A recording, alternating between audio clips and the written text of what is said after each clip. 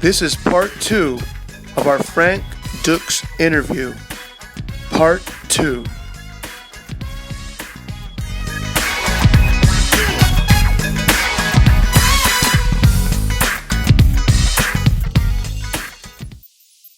Going back a little bit in your career, like Bloodsport, how did that happen for you? I mean, I grew up watching that movie and it said that it was based on a true story. Mhm. And Yeah, well, basically, it's really kind of ironic. I had befriended a guy by the name of Sheldon Lettich at that time. Sheldon was in film school. He was just got out of it, in the American Film Market School, and he needed a reel for his what do you call it, for his filmmaking. Okay, and I put up the money and helped for him to do a small short film called Firefight. And while he was editing Firefight, he met Mark DeSalle, who was a producer who wanted to do martial art films. But the Chopsakis were dead. I mean, that nobody wanted to do those in Hollywood. People forget that. It was like the Shokasugi films. Nobody took them serious. Nobody went to the movie theaters to see them anymore, the entertainment. And the way DeSalle had told it to me was he had heard of the story of me, these fights. And Sheldon, I had told him about, Bloodsport and the Kumite fights that took place and how I called it Bloodsport. And he pitched the idea to Mark DeSalle while they were there editing their movies. DeSalle hired Lettich, based on my story, to write it. And that's how Bloodsport came about. wow. And DeSalle had me come to, he came to my studio. He saw what I did. He saw the evidence of it. And he wanted to do it, Mm-hmm. And so that's how the movie came about. You helped Jean-Claude Van Damme with a lot of the choreography, right? I did all the choreography in the film. Wow. He basically, I even trained him for 3 months, although he denied it, but we proved it in court. And that's because he didn't want to, show that he wasn't prepared for that. But he took 3 months coming into my studio, 3 days a week for 3 months to get the part. He had a Shotokan background, but he was very stiff.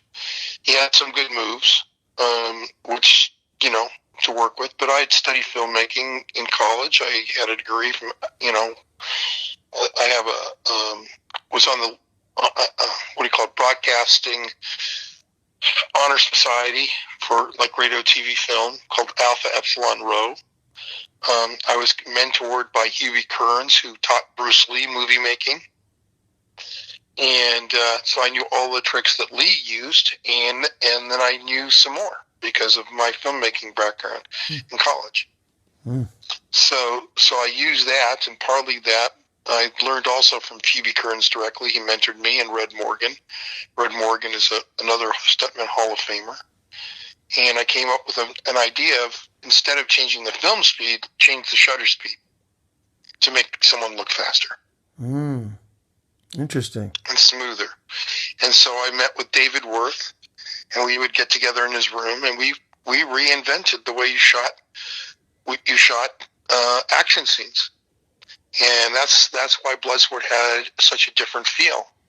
And people have tried to duplicate what I've done in a number of ways and have never had that success because they don't understand that fight choreography is just like writing music. You can get a lot of artists out there who can write it, but it takes a very special artist who can do it consistently where they keep getting hit after hit after hit after hit, and I'm one of those people. And I'm not making it in a boastful way. I'm just saying that's the reality of it. But look at all my work. All my films have done, 10 times the amount better than anyone else. And that's because they really don't understand the pacing and the tempo of how to show movement and when to show movement. And it is literally doing a dance. It's like really literally like music when you choreograph, but it's for the eye and it's emotional. And most guys, they just go out, punch, punch, kick, kick, punch. This looks good. Let's do that. Oh, that looks good. Let's do that. And whereas what I do is very well thought out, planned, and also very real. I'd like to keep it as real as possible. And a lot of the sequences, like if you look in Bloodsport, Showtime did a comparison. They actually showed real fight footage against what I choreographed, and they almost looked alike. Wow. You worked on Quest as well, right? I wrote the quest. Actually, I wrote it. It's called Enter the New Dragon, the Kumite, and and uh, and then I was kind of summarily kind of cut out of it, and people took plagiarized my work, and they took credit for it. And I ended up in a lawsuit with Jean-Claude Van Damme over it, which was a joke because, in that lawsuit, I wasn't allowed to put in the contracts. Number one, judge wouldn't allow us to put contracts in evidence.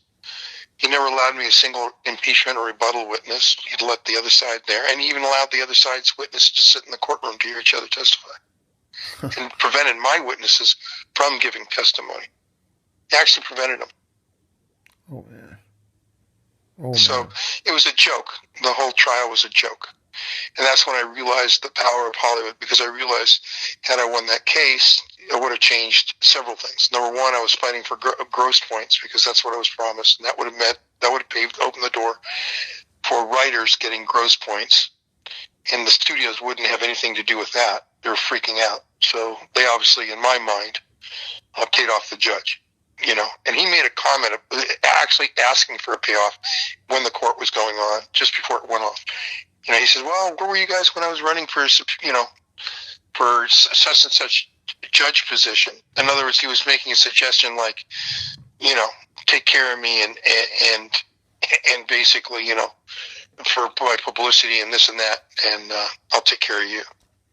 I couldn't believe he actually said that, just as the court was getting started. That's crazy. Yeah, it was crazy. And, and the fact that, like I said, I wasn't even allowed a single witness to testify.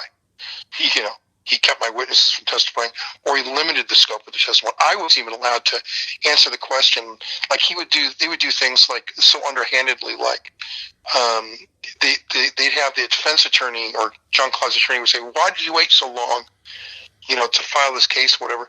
But I wasn't allowed to answer the question the way I was, because I wasn't allowed to tell them I was in a coma. The judge instructed me, "You're not allowed to say that you were in a coma during the trial." My goodness. And that's why it didn't look. So look, they were able to paint a certain picture, and it was ridiculous.